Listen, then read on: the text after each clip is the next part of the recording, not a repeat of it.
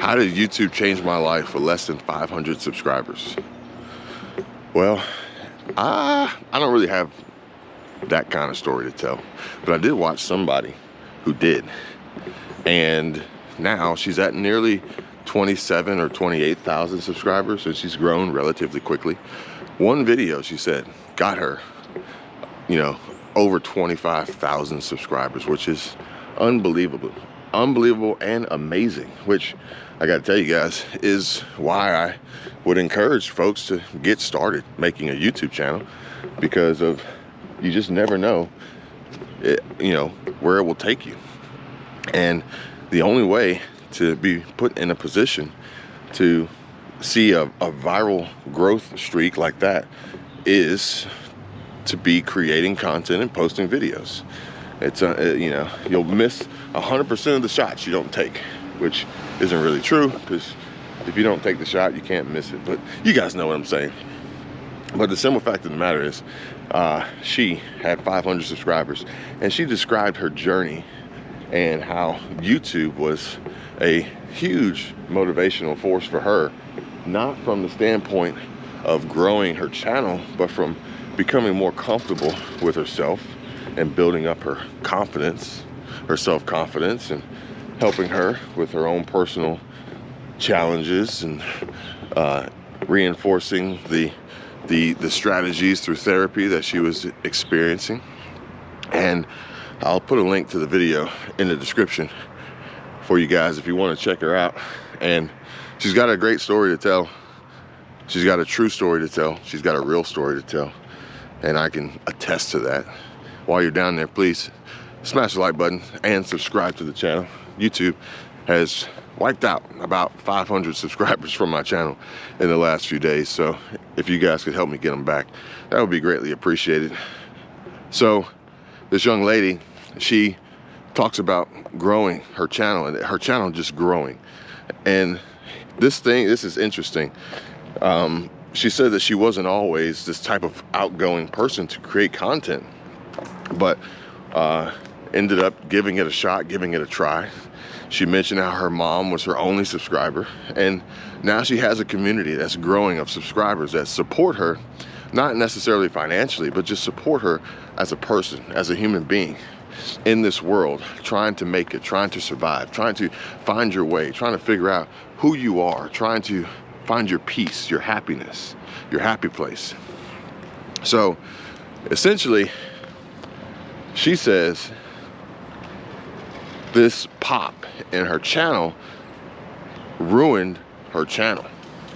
So she had a follow-up video about how this ruined her channel. And this is what I can attest to, because you can go, there's a few ways to grow a channel. One would just be slow and steady. Slow and steady wins the race. Slow and steady wins the race. And there will probably be no confusion or misinterpretation about the channel, what it is, what it's meant to be, what it's all about. But there still can be a problem with that in the long run, and I'll explain that to you here in a minute.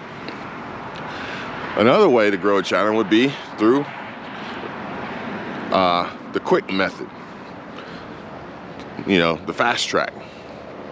And essentially what we're looking at there on the fast track is virality. A video on your channel that goes and pops and takes you from 0 to 100 real quick. And that's a little bit of what she experienced. She posted a video explaining how YouTube changed her. And I don't think she had a lot of subscribers. She had like 500 subscribers. That video caught on with the algorithm, caught on with the people, caught on with the audience. And grew her channel very, very rapidly. 500 subscribers is not a lot in comparison to identity, okay? And this is the problem that she's facing, is because her channel went from 500 subscribers to, let's just say, 27,000 subscribers overnight, essentially. So if we look at the math, percentage-based math on her subscriber count, her subscribers are heavily weighted. Her subscribers are heavily weighted based on a video that talks about growing YouTube channels. But prior to that, her videos were vlogs. They were her life. They were anything that interested her, business, making money, things like that. That's what her channel was, or was intended to be. But now YouTube has determined and placed her into this box of YouTube strategy, YouTube strategist, YouTube channel building, YouTube growth, YouTube coaching, YouTube motivation. So she's now realizing that although any other video would still get the same amount of views as it would in the past, based on what her content was originally, they're not gonna get the same amount of viral views. They're not gonna get the same amount of attention. They're not gonna get the same push. They're not gonna get the same amount of impressions. They're not gonna get recommended or suggested by YouTube the same way, because they're not about growing YouTube channels. And you gotta think from the perspective of YouTube, well, it only makes sense to promote videos about growing YouTube channels so that YouTube can get more people growing YouTube channels. The more people growing YouTube channels, the more money they're gonna make as a company, as a business, the more profitable they'll be.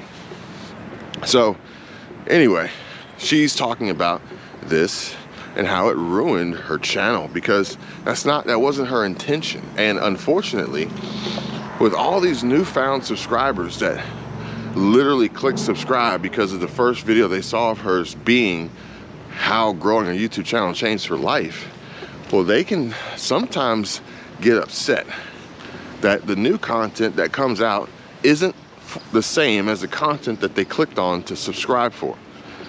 So it's interesting, when you subscribe to a channel because of a video, I don't think I would ever do that. I don't think I've ever done that. There's no way. Like, if I'm gonna consider subscribing to a channel, that means I have to thoroughly investigate the channel and understand what the channel is really about to know if I ever want more from that channel, or if this is just one good topic, discussion, video, conversation. I'll save it. You know, I'll flag it, I'll save it, favorite it, heart it, whatever. But there's no need to subscribe. And that boost in subscribers will change the algorithm and how it behaves, and ultimately ruin a channel by pigeonholing it into a box of only that. So for me, with now 86,000 subscribers and dropping, how does that affect me? How has YouTube affected me? I think YouTube has helped me better understand the world around me, maybe open my eyes a little bit more to some things that I would have not necessarily been paying attention to before. And also, let's just say YouTube taught me that no matter what, you'll have a job to do. And you may not necessarily enjoy that job 100%, but what does anybody ever really enjoy 100%? You know, we need to have consideration here for the 80-20, or if you're lucky, a 81-19, and realize that. And it helps me try to effectively communicate my thoughts and my opinions and my experiences to others, potentially to help them in their journey of life and content creation and channel growth and business and success, personal relationships, or whatever it may be. And myself, as I had these conversations, I know eventually I'm going to upload this and share it with the world, but right now I'm just talking to myself. And this provides clarity.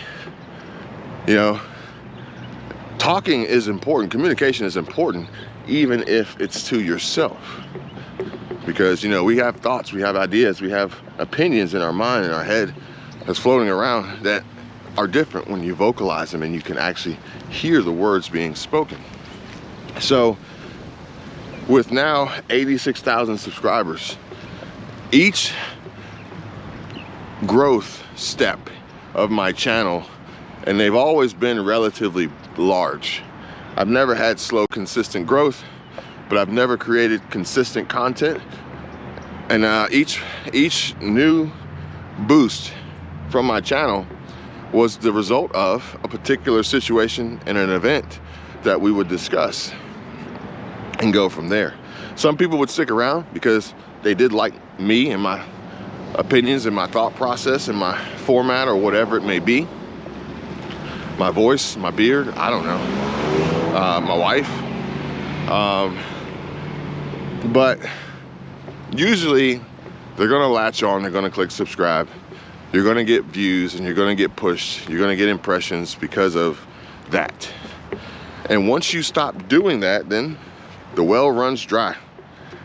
But then the choice is, do you go back to doing what you were doing that now inherently seems like it's not as effective and potentially you're doing something wrong or possibly even, dare I say, failing, as the subscribers remove themselves and, you know, distance themselves from you, rightfully so, because they probably never should have subscribed to begin with, not for just one video. So do you do that, or do you continue to dig and dig and dig until you can find another aquifer to get another well? That's a challenging question. And I think what it really will boil down to is the why. Why did you do it to begin with? And why will you do it or continue to do it after that point? Would I do anything different? Maybe slightly. Would I quit?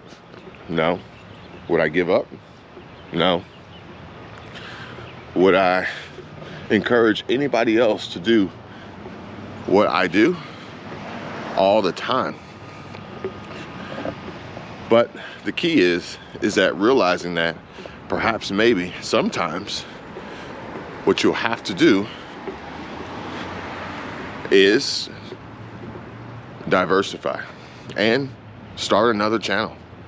Renee Ritchie, YouTube liaison, insider, he's mentioned this multiple times. Give the video a shot. If you want to change directions, give it a shot. If it works, it works. If it doesn't, maybe consider starting a new channel. Maybe that video will pick up a different audience and go viral for that reason, and then push that channel in that direction. Which is why I said earlier, even if you do slow and steady growth, there is a chance that you could potentially get to the end of that slow and steady growth and say to yourself, I want to talk about something else. I want to talk about something different. I want to go in a little bit of a different direction. So whether your channel grew from a viral pop, an uncontrollable viral pop, or has grown over the years with slow and consistent steady growth, you will still be placed into a niche category and given a specific audience that YouTube pigeonholes you in and says, this is it. But even if you did slow and steady consistent growth, it still may push you into a direction to say, time to start over again. Don't quit, don't delete that channel, but realize that if you want to have a different type of conversation with different people, you got to do just that. Have a different conversation with different people. And that'll mean you're going to start that conversation inherently talking to yourself, waiting to see who shows up. I hope this is helpful to you guys. I got a lot of YouTube info and experience and knowledge in my head and my brain, and I'm just kind of pouring it out here for anybody who's listening. Thanks for watching. See you guys later.